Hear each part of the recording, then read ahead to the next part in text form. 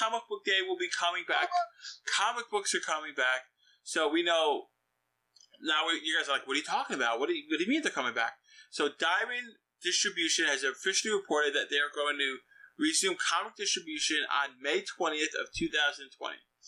Now, for some of you who don't know, Diamond Comics, due to the coronavirus, stopped publishing around March 25th, saying they would not put out any new books. Then we know, a couple weeks ago, actually, we know that DC said they were going to bring back their comic books. They're going to start with a smaller run and keep pushing forward. They said they're going to start around April 27th. So, this is the timeline. We had no new comics. DC says, yep, we're going to have some comics. And now, Diamond Comics is just probably holds essentially a glorified monopoly on both Marvel and DC for distribution and Image. They said, you know what, we're coming back full force. On the 20th, we've called countless comic book stores and other local branches. They want the new comics. They're going to send us orders. We're going to be able to deliver this year. So that means new comic book day is going to come back. That means new weekly comic reviews for you guys. It means more content for us, which means we're happy. We get to see more superheroes. And to read more books again. And to read more books. But now brings us, to the point we have a lot of questions. Why did this push happen? Chris, do you think that DC announcing on April 27th they're going to release new comic books with other distribution centers, not Diamond, do you think that was a push for Diamond to say, hey, I need to put out new comics? Do you think that was the threat of DC pretty much saying, we're going to go somewhere else if Diamond's not going to do it? Do you think that pushed them?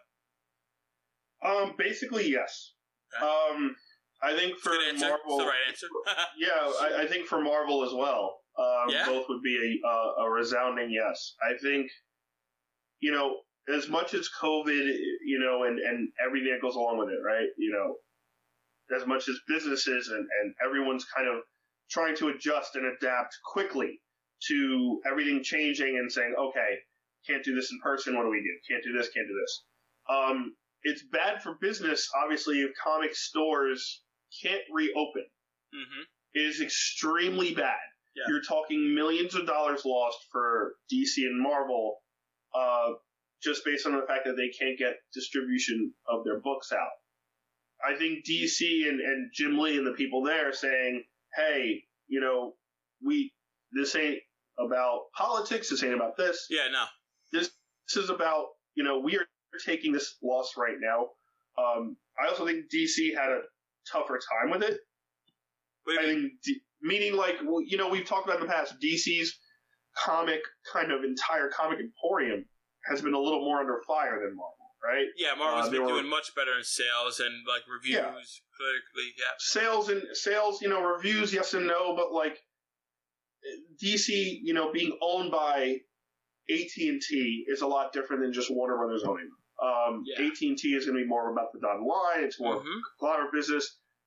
Marvel being owned by Disney is still, like we talked about, in that entertainment realm. So they understand the entertainment ebb and flows, and it's all about a creative owned business. Yeah, exactly. So it's a different type of business, even though they're both Fortune 500 companies, billion-dollar companies. Okay. But I think with DC saying, hey, Diamond has basically the 100% distribution of comic books of every company, whether you're Image, whether you're Boom, Dynamite, whatever. Yep. It's not really our job to say who distributes it. It's more our job to get those comics out there, to get the comics kind of trickling back. Mm-hmm. And in the comics point of view too, which in my personal point of view, I think a lot of businesses should be closed, right? I think it's very dangerous to be open, and even certain curbside businesses. Correct. But to me, if you have people who are serving food, obviously everybody needs food more so than comics. But if you're serving certain people, if you're serving food, right? I've ordered food in the past couple of weeks, and I've been questioning, are the people in the kitchen washing their hands for 20 plus seconds? Where are they coming from? You always wonder, right? Is it when they're handling the packaging, putting the food in there, whether it's the plastic bag, whether it's the paper bag, whatever. I think that's become more and more of a question each week now, with more cases rising. I think with comics, though, they're doing door-side pickup. Comic vendors can do that. you could drive up to a comic store and curbside pickup. You could, and certain businesses being allowed to reopen. So I think, yes, Marvel had to react. I think Diamond had to react, or they're going to lose their business, right? And DC and Marvel are their two biggest moneymakers. So I think with Marvel sitting there going, we're still going to hold out, we're doing the right thing, and the quote-unquote right thing, and DC's like, yeah, we are too, we're just trying to get some of our books, we're not releasing Batman 93 yet, because that's a massive book. You know what I mean? To be fair, Marvel isn't doing nothing. We know that they are changing their whole digital comic empire, right? Yes. So they're shutting down their digital store sometime in June, and they're going to make it where all of their digital comics are done through like a different Marvel app on your iOS or Android device, right? Yeah. So they're kind of consolidating everything, making it more streamlined for the digital process to buy these books to kind of avoid this kind of situation in the future. They want to put a bigger push towards it because, and now I'm reading more about it. They have it where you can link up with your Comixology account and all this kind of stuff. If you've already bought it, you could just download it through the app. You know, so Marvel is doing a different approach. They're like, okay, DC's trying to push out some of their smaller brands, right? Like Flash or like whatever these other smaller titles. Yeah, some of the DC Black Label, like the Joker Harley book came out last week. So Marvel's doing the opposite. They're like, all right, let's take this time and refocus and push our digital side, which definitely needed more work comparatively to DC, right? Like, all right, let's push this so that way people could come here and just buy the books, and we'll make this more of a common occurrence, so that way, if this happens again or in the future weeks, we're going to be prepared. So each company's doing something, and they're forcing their way. Just I think DC's a little bit more. Marvel's also coming back with Diamond. Like Marvel's back on the 20th. I'd have to look up their solicits. It's not obviously a full week's worth of books, but they will be printing like paper books on the 20th, coinciding with Diamond. I don't, if DC was just kind of doing this until Diamond came back, it would make sense. If DC's kind of like, hey, we're going to push a little bit, a couple books out here and there, and Marvel's like, crap, they're making money and people are going to be reading and looking and focused on DC and Marvel's going to be nowhere to be found, they can't have that, right? I personally, I don't think the digital side matters in this sense. Okay. I see what you're saying that. At all, personally, even though obviously, it is interesting Marvel taking down their digital site, kind of revamping it through Comixology and their app. But I think them doing that is like, yeah, we're preparing in case this continues and people want to go more digital and digital. But they have to be careful too, because again, if you lose the stores, you're losing millions of dollars as far as sales. If you lose comic stores and no one can distribute print comics and you have to go to like a Walmart for it, they're not going to be making money.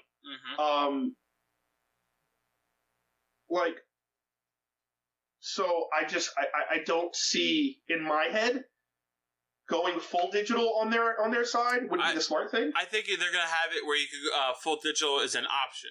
I think that's where they're trying to gear towards. Like you can buy your comic, because right now you can't go full digital on some of their books. Like you can't. It's hard to get. Marvel a little bit easier, DC, but I think they're going to try to make it more of an apparent option, right? Yeah. They're like, hey, you can't get your comics, that's fine.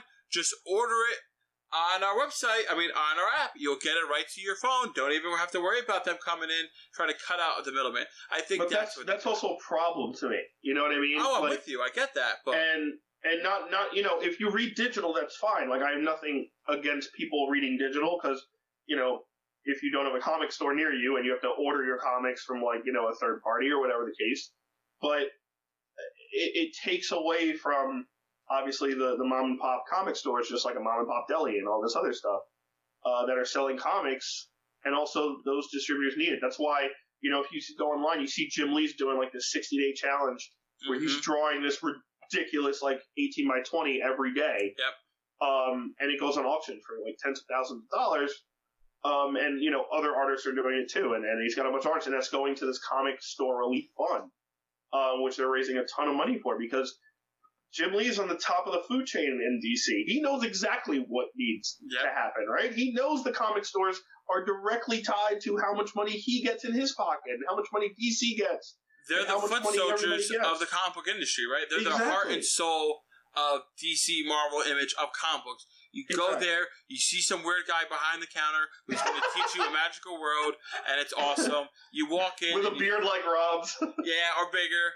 Or then you meet like these other people with like-minded interests. Like I remember going to a couple comic book stores and I see that they're family-owned businesses, and it's like, this is awesome. Like I could go here and just talk. Yeah, and that's what it is. It's perfect. It's building a community, and that's what is the most important thing. So having new comics coming out means our community is starting to heal. Hopefully. This is not too early. Hopefully this is the right time. Hopefully everybody's taking care of each other, and I'm done saying the word hopefully.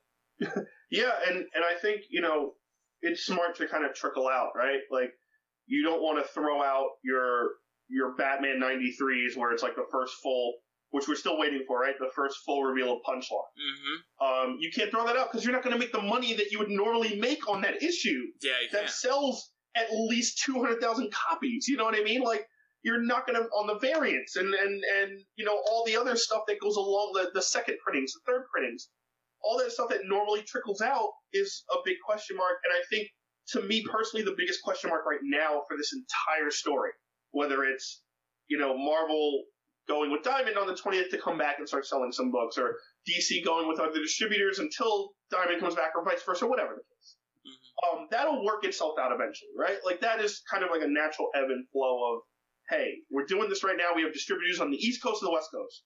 We have, everyone knows Midtown Comics on the East Coast. They have a distributor. They are going to be distributing to, like, the local comic shops for some of the books. West Coast, same thing.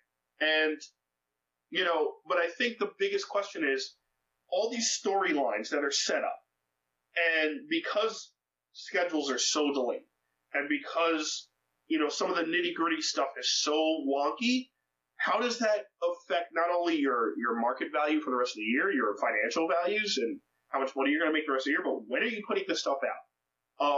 One of the major things... everything's backlogged and delayed, right? You have to do a whole new map of so how do you kind of even it out? Like, will Flash be on issue, it's on like 758 or something? Will it be on over 800 before we see anything?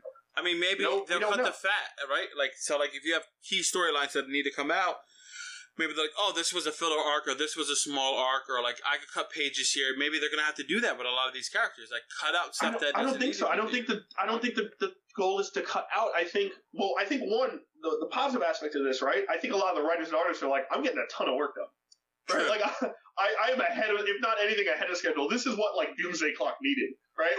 Where we oh my god, out, like, once a month. This would have been perfect. Yeah. Or like Dark Knights 3, something like that, where it took forever to come out.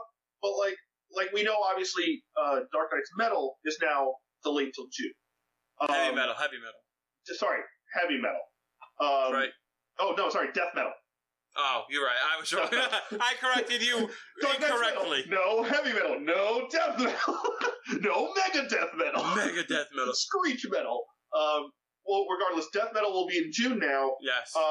But something that sets the tone for comics year, like their first half of the year. So, those of you may or may not know, January to May is kind of like the wrap up time for comics for the very brand new. Yes. Meaning, storylines that are coming to an end usually wrap up there, or major story arcs, or brand new books are coming out to kind of flow through the year and see how they did.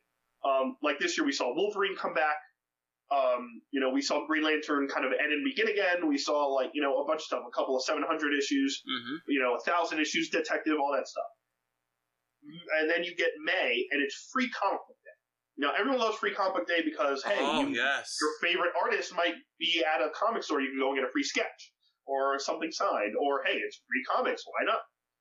But Free Comic Book Day is way more important than, this free book that has a couple of 10-page stories in it, or a couple of 20-page stories in it that don't mean anything. For DC and Marvel, especially for the past couple of years, they've set the tone for the second half of the year. And that's their event books, their wrap-up stories, their big arc stories in certain books, as well as, does this end and open up a new character? Like last year we saw that with the Batman Who Laughs, which was huge at the beginning of this year. So stuff like that. So without those Free Comic Book Day issues, and still no word on when they're coming out, question mark, question mark, question mark. And the fact that we all missed new comic book day, free comic book day, right? There was no free comic book day, right? Like, they just skipped it. It's the first Saturday in May every year, and it just didn't happen this year, obviously, because of COVID. So how does that, like, how do they release the free comic book day stuff to set the tone for the rest of their stuff, or do they even do that this year? They might just say, hey, together. Regular storyline. So our Empire was supposed to start in April. Oh, I forgot all about that event. Empire was supposed to start in April. That was supposed to be Marvel's, like, middle of the year, set the tone, Fantastic Four, that Avengers, was like the murder Tony mystery, Stark. right? Yeah. Iron Man 2020 never ended.